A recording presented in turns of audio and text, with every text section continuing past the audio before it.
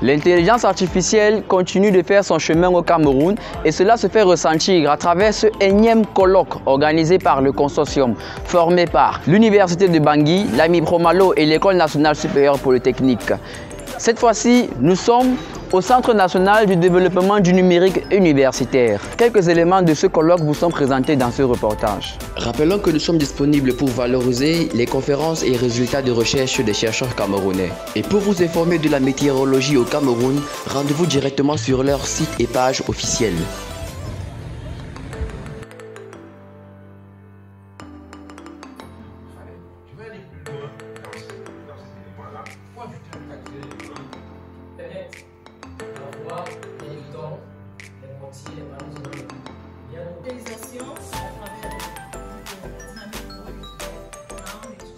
Générer des données, les manipuler et en faire bon usage dans les sciences des matériaux ne se font pas sans certains prérequis.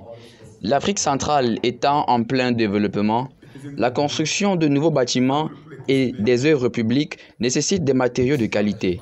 Or, pour les avoir avec une bonne précision et dans de bons délais, l'IA a un grand rôle à jouer.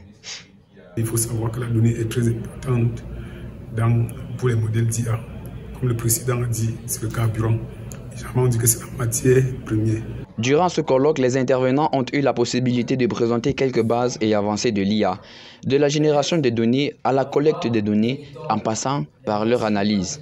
Je voulais profiter de l'occasion pour présenter en fait mon parcours et surtout ce que nous on fait chez nous à TBS Education sur l'IA et aussi inspirer un peu les jeunes, quoi. Donc nous on a vraiment été des pionniers au niveau de l'intégration de l'IA, au niveau de l'éducation et l'enseignement et aussi la recherche. Donc inspirer les jeunes et leur montrer qu'effectivement s'ils sont capables de se mettre à fond au niveau de la recherche, ils peuvent avoir un impact. La conférence était assez intéressante. Ce qui m'a particulièrement marqué, c'est la pluridisciplinarité qu'il y avait. D'une part, les chercheurs en sciences des matériaux et d'autre part, les chercheurs du domaine du numérique et de l'intelligence artificielle.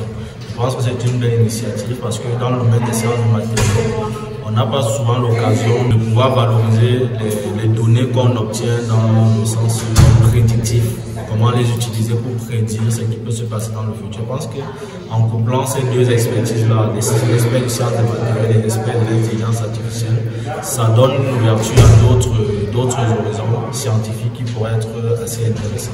Toujours dans sa vision de pouvoir construire des infrastructures durables, moderniser les technologies locales y existantes, plusieurs réalisations et initiatives ont déjà été faites dans le cadre du projet EEPER-MD qui justement a réuni ce public.